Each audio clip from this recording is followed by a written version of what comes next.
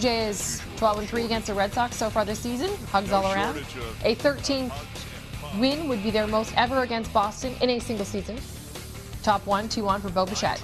Goes the other way. That's his 30th double of the season. That actually ties a career high. As both runners score, the Jays take an early 2-0 lead. Meanwhile, Kevin Gausman 3-0 with a 1.38 ERA against Boston this season. Bottom one. After striking out the first two Red Sox batters, he gets a little bit of help. Lourdes Gurriel Jr. Nice leaping catch at the warning track to rob J.D. Martinez of a hit. Bottom two.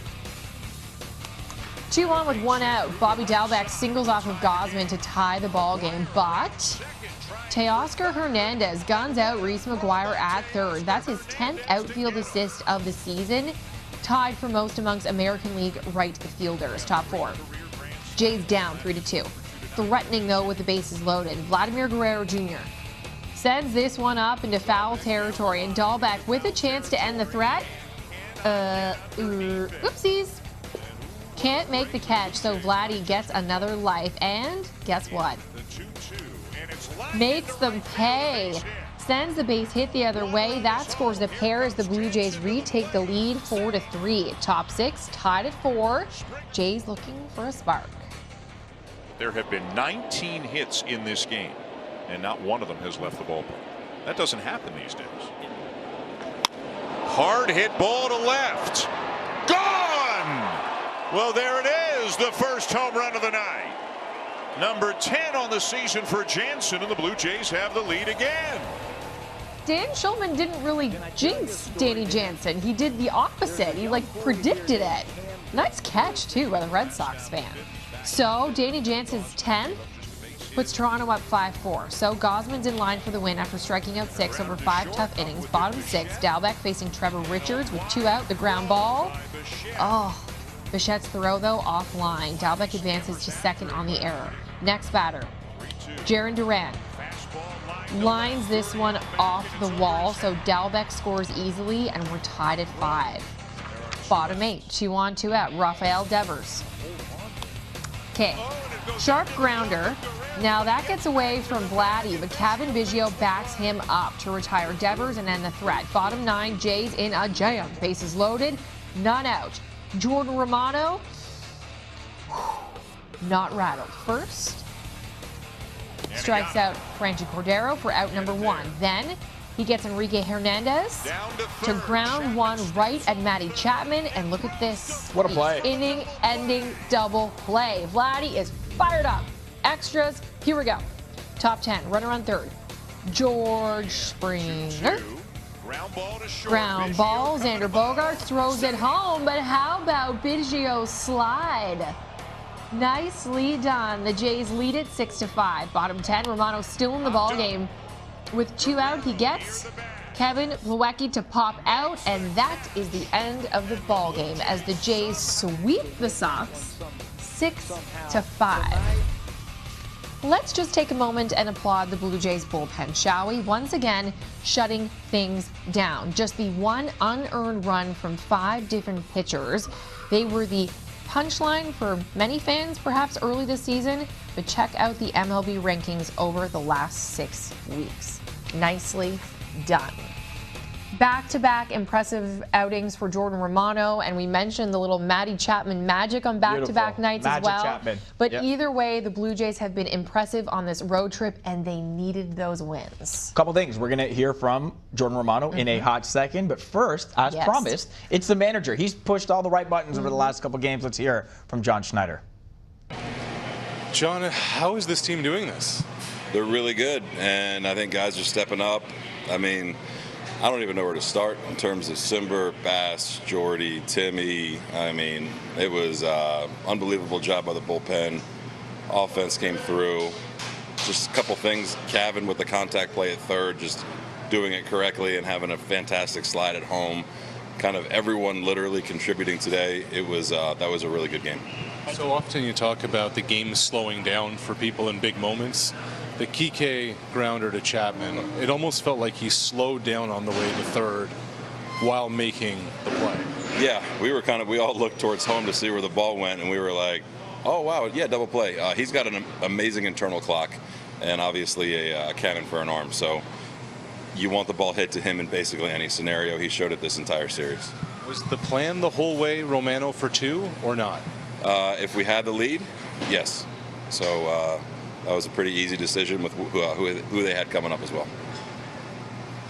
Osman, think about some of the soft contact in the second, then the one in the fourth that goes right by Chapman and he's covering second. Is that kind of the story of his season a little bit? Kind of, you know, batting average balls in play. It's tough. Unlucky. He was grinding a little bit today, I think, and a couple of soft hits and things like that. Reese putting the ball in play with the runner moving there. It's kind of sums up his year a little bit, but gutsy performance from him for sure. Looked like he kind of knew the fifth was it because the velocity started going up. Yeah, and he dialed it up when he needed to, and I think he knew the fifth he was going to empty the tank. So, awesome job by him getting through that. Springer said the 2 big hits in the 10th, or at least the fielder's choice there to score those runs. Have you seen him this good this recent stretch? Yeah, over the course of his career, yeah, for sure. But, he's really locked in right now, which is obviously a huge boost to us. That's a tough at-bat against Schreiber there. And, put the ball in play. It was awesome. Just on the bullpen, what do you think has made them so poised in those big spots lately? I think they're doing it. They're getting a lot of reps at it. So just continuing to try to put them in the right spots. But you look at Anthony Bass against Cordero there, getting the strikeout, and it allows us to keep Timmy for Devers the next time through.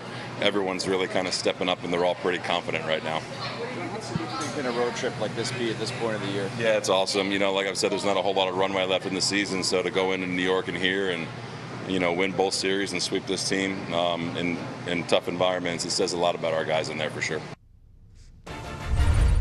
Including from the guy that saved it for the last 2 games, Jordan Romano. What an effort for him on back-to-back nights. 2 innings in this one. Let's hear from the Jays closer. Jordan, you've had some big ones. How have the last couple of nights been? Yeah, it's huge. Playing at Fenway and kind of where we are in the standings, every game's huge. So these last 2 nights they were fun, exciting, dogfights, and just glad we came out on top. So the dogfight, the bases loaded situation. What are you telling yourself in that spot? You know what? Yeah, it's even it was second and third, and intentional walk, and I just thought don't stop competing. No matter what, just don't stop competing. Just leave it out there, and whatever happens, happens. I was okay giving up a hit. I was okay giving up a homer, but I was not gonna stop competing. What does that mean? You know what? That's just honestly for me, it's just letting go of the outcome, and it's just it's honestly just giving all I got. Not caring what happened, just doing the best I can, if that makes sense. Yeah. When you're walking back out for the 10th, you knew it was going to be yours with the lead. What are you telling yourself in that moment? You're walking out there. Yeah, I'm just saying, let's finish the job. Keep competing. It's not done. I kind of tried to erase what happened the last inning, because it was a lot of adrenaline, and it's really nice Chapman making that play, getting out of there. But yeah, just stay focused. We got 3 more hitters coming up, and let's win a game. Sort of long road trip through 2 tough venues, two division rivals. What's the takeaway for this team now after going 6-1? Yeah, I think it's huge. Going in the Yankees and now here, it's we can hang with anyone. You know what I mean? We came into their spot and won a bunch of games. So I think it was a huge road trip. Good for the morale and just letting us know we're for real. Jordan, this whole bullpen in front of you, you've got a pretty good view of it waiting until the 9th there. What have you seen from this group top to bottom? Yeah, it's amazing. All the guys, we're just competing. You know what I mean? Honestly, right now, it doesn't matter about ERAs, hits, stats. It's just we need to win games, and I feel everyone's really bought into that. How do you feed off each other?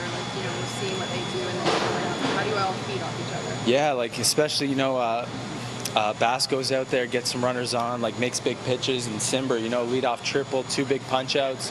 Tim comes in, gets that job done. It's just you could just see how bad everyone wants it, and it really makes you just want to try that much harder for the team. How hard is that when you, like you said, the adrenaline's pumping in the 9th, and then you have to come out and do it again, start from scratch? Yeah, for sure. It's definitely tough. I'm getting better at it. You know what I mean? But there's really nothing quite like it unless you really experience it. So I think I'm getting better at it, but it's not a perfect science. It's pretty intense. In between, you're just sitting there silently, mostly? Or do you go back to the clubhouse? Like, what do you do? No, I don't know if I'm silent or if I'm just like talking in my head, but yeah, it feels like something's going on.